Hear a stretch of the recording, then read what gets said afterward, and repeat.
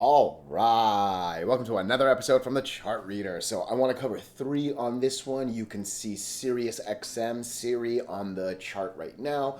I want to look at NNE. They had a really big headline today with an uplisting to the Russell. And then I want to end it with FUBO. FUBO is one that I covered a while ago. It didn't take off like I expected, but it looks like, and let me just flash it really quickly. It looks like the MAs are holding the moving averages, and it seems like there's reason to think we might come back after that 200, right? So I think that's an interesting one. Siri. Now, I'll tell you, I personally use Webull on my phone. When I wake up, the very first thing I do is I look at my Webull. I look at my tickers, I look at the bigger movers, this and that. On Webull, Siri was showing a brand new chart with 925% gains. All right. I was wildly confused, and it was, basically the first thing I said right when I got up. What happened with Siri? And again, I get the information from the team down there, right?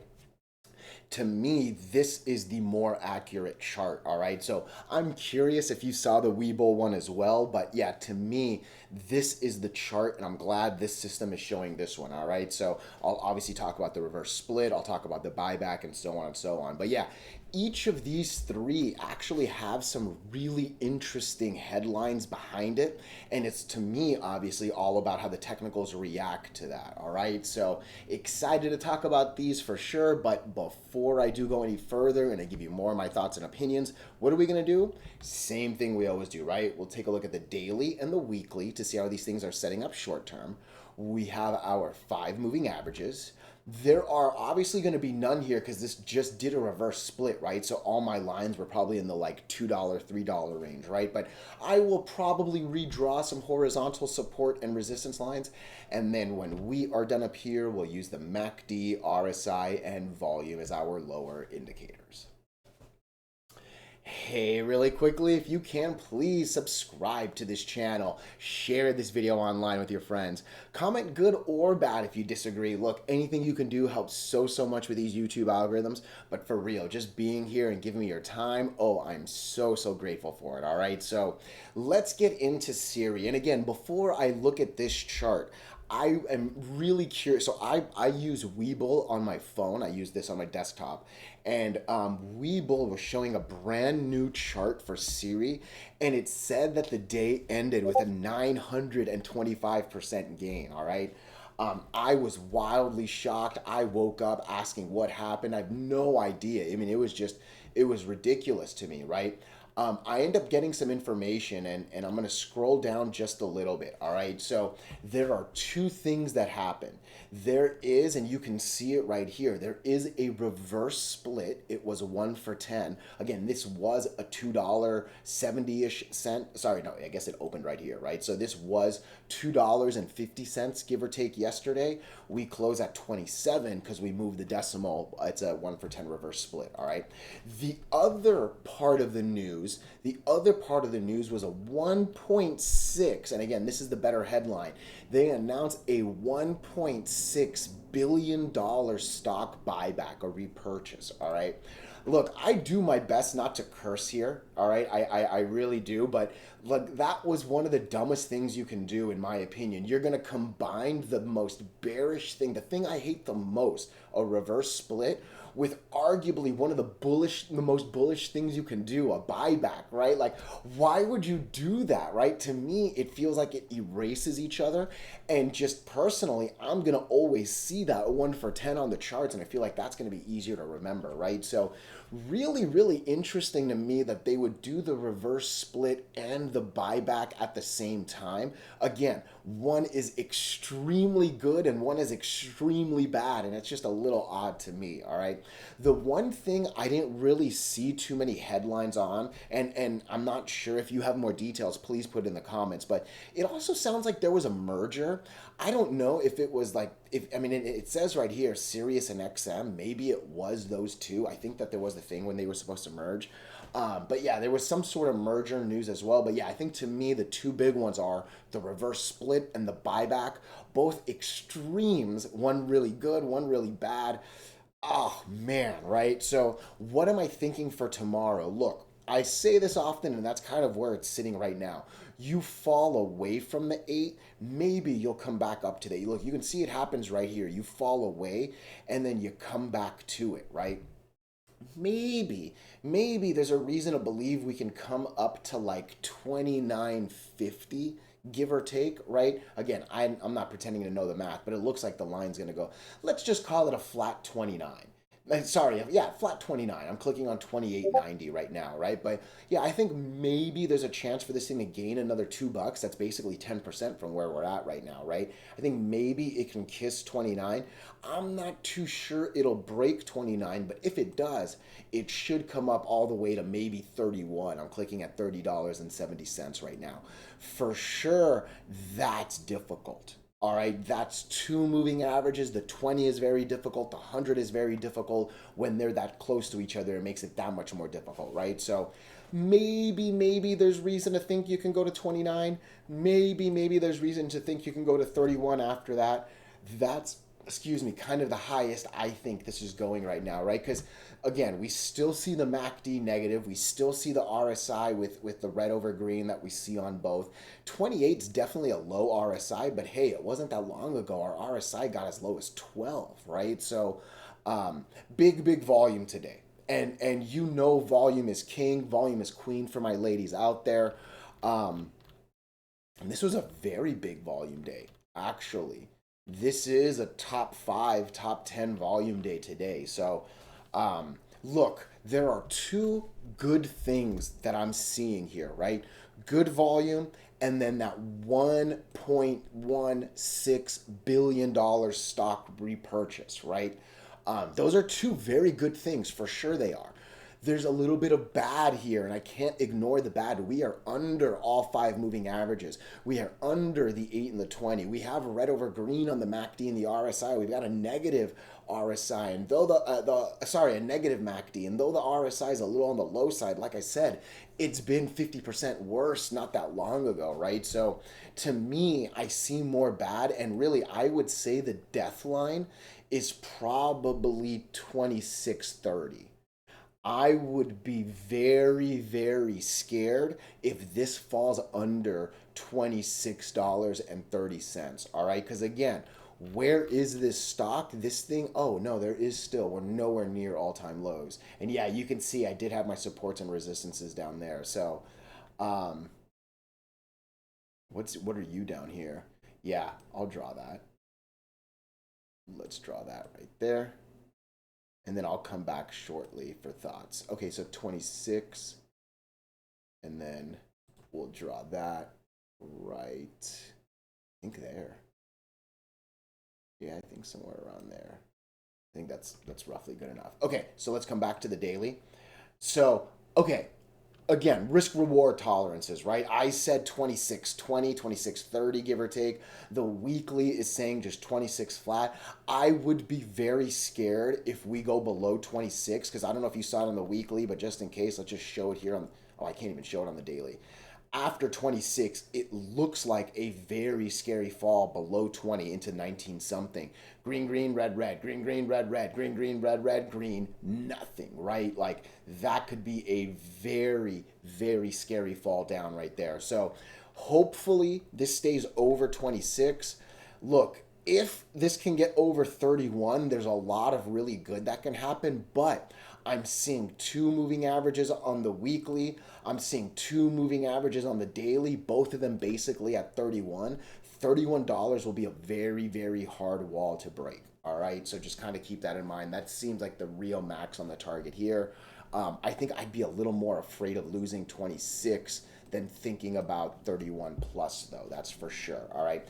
Overall, like I said on the Discord, I'm going to say it again. I think to me, the two extremes, the one really good extreme and the one really bad extreme, cancel each other out. They do, right?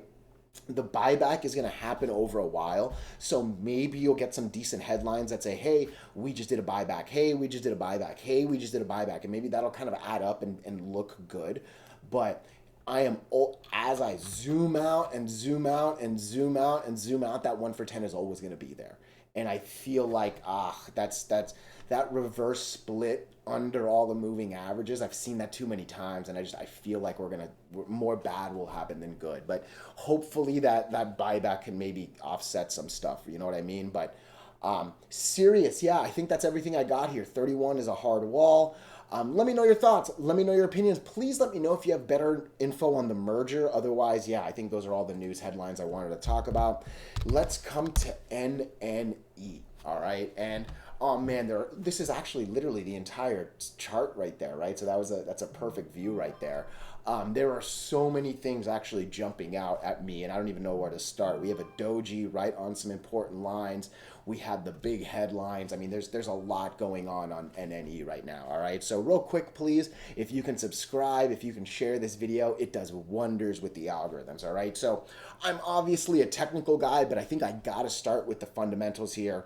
Up listing is huge. All right, again, to me, there are three main indices. All right, there's the S&P 500, there's the Dow Jones, and there's the NASDAQ. Okay, I would say the number 4 is the Russell. Okay, and within the Russell, there are a bunch of Russells. Personally, I always think of the Russell 2000 when I look at IWM. It's the Russell 2000. That's generally what I think about.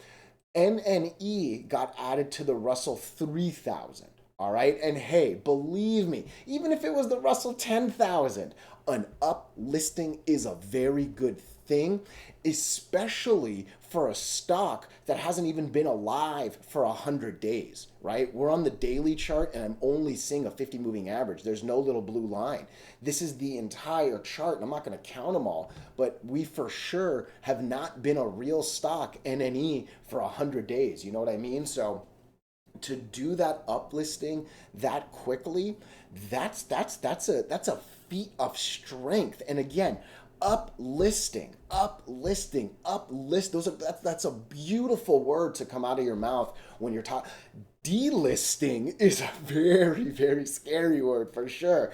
And believe me, NNE going into the 3000 means number 3000 just became 3001, and someone just got delisted for this to go in, right? So as excited I am for this one, go find the one that just got kicked out. And if you do options, I put puts on that thing, right? So nonetheless, right, that's a monster headline.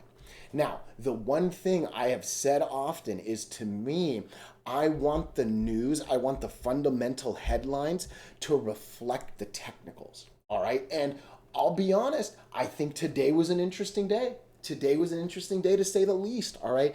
At the bare minimum, we gapped up 15%. All right, just look at the candle itself. Today we open, it's the second line right there at $8.50.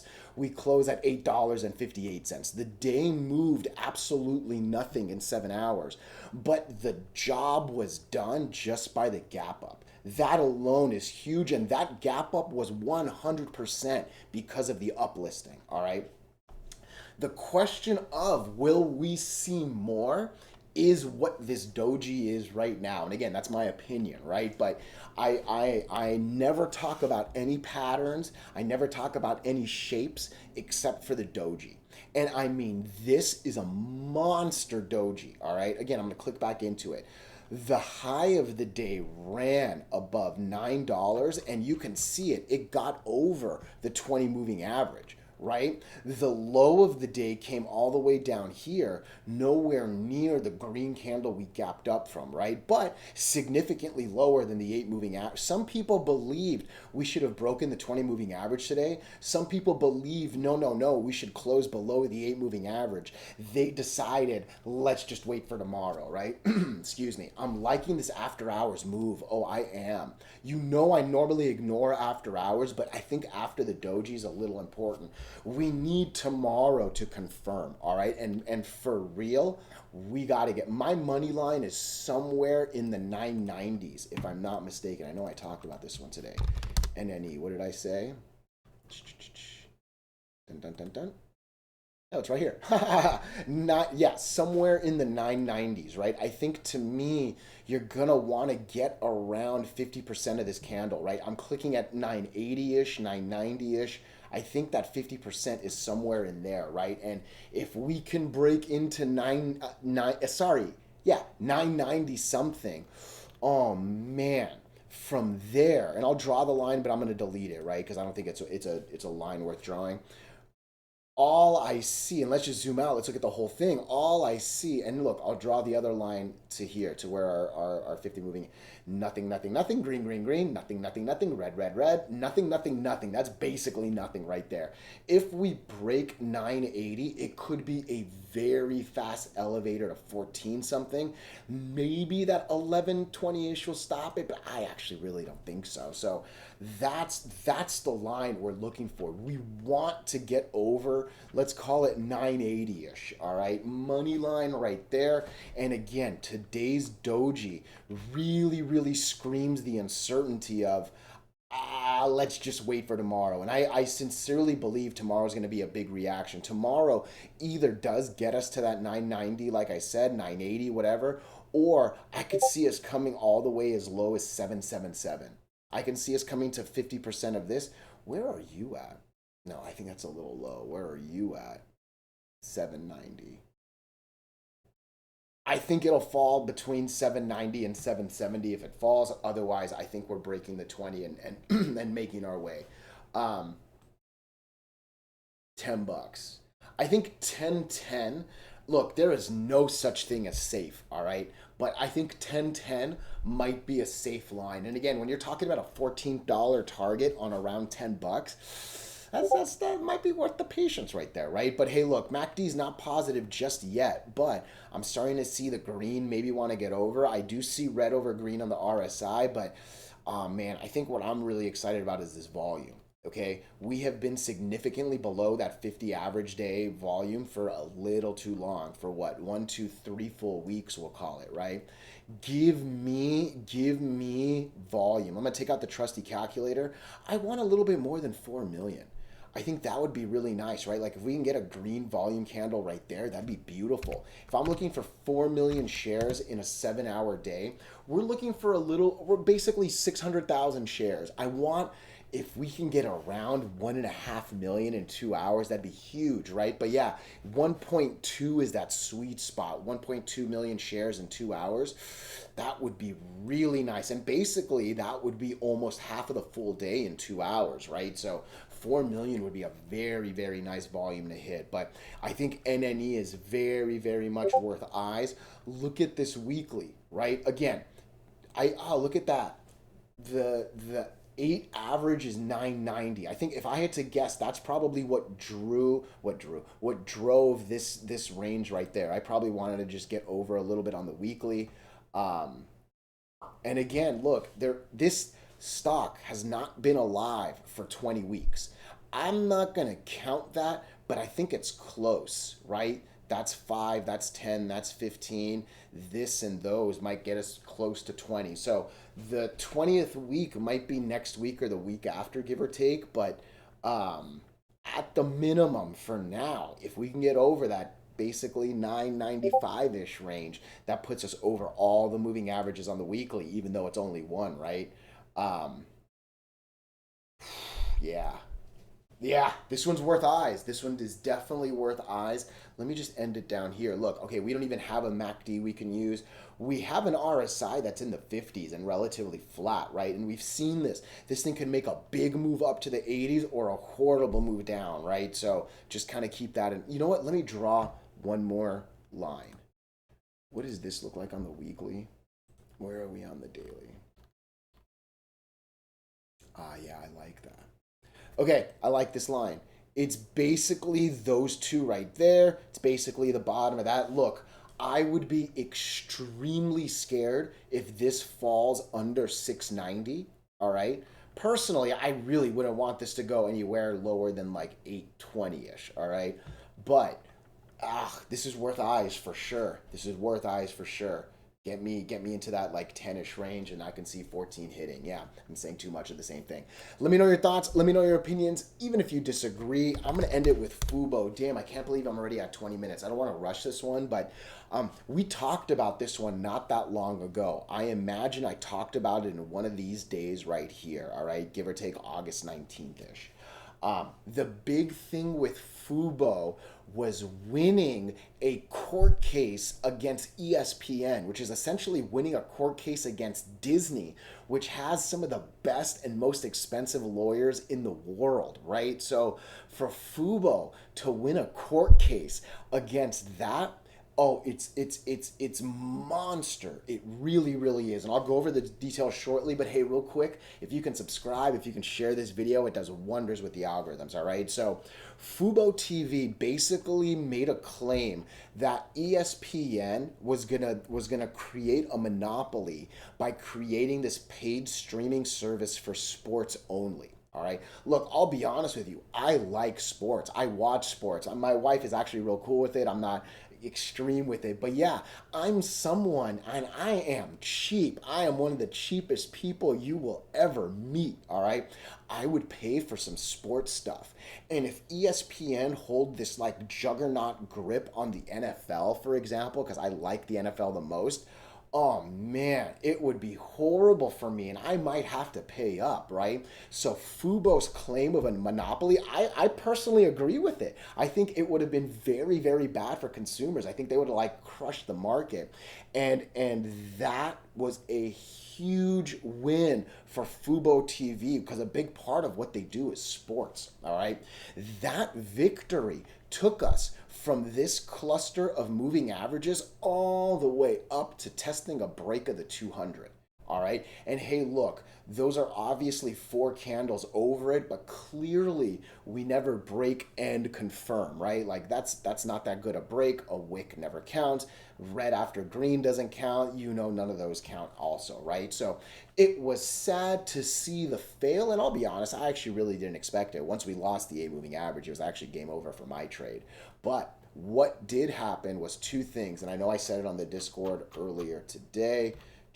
Right here. It's a nice combo of this 171 line as well as the 8 and the 20 doing the job. Really, I think more specifically the 20 moving average. It does look like the 20 moving average was the support we needed. And hey, giving us that cluster of the 8 and the 20 probably helped as well, right? But that's a big hold right there, right? Because we gapped up crazy and we easily could have come back all the way down. Instead, the moving averages and the support held. And I think to me, that's a sign that the technicals are believing the fundamental news. The technicals are agreeing with me that that headline of the court win and the follow through behind it, the like inability for them to make the subscription site and the economic benefits behind that for FUBO. I think the technicals are saying, all right, I'll give you the 20 as support now, because let's just zoom out real quick. That 20 moving average was a horrible, horrible line that from January all the way to July, we only got over twice. Literally twice, right? So, you know, that 20 has been a horrible, horrible, horrible line. All of a sudden, I'm thinking to myself, I think this was a friendly support. Right? So look, it is far more important that we break the 200, right? But taking the 20 as a potential friend is a big step, all right? I think this is going to be the money line right here. I just want to zoom out to see if there's a better candle. So I'm going to tell you what I want to do. This is what I want to do. I want to lower this all the way to here. Is that a little too much? That's not bad at all, actually. It's basically the bottom of this. It's basically the bottoms of these.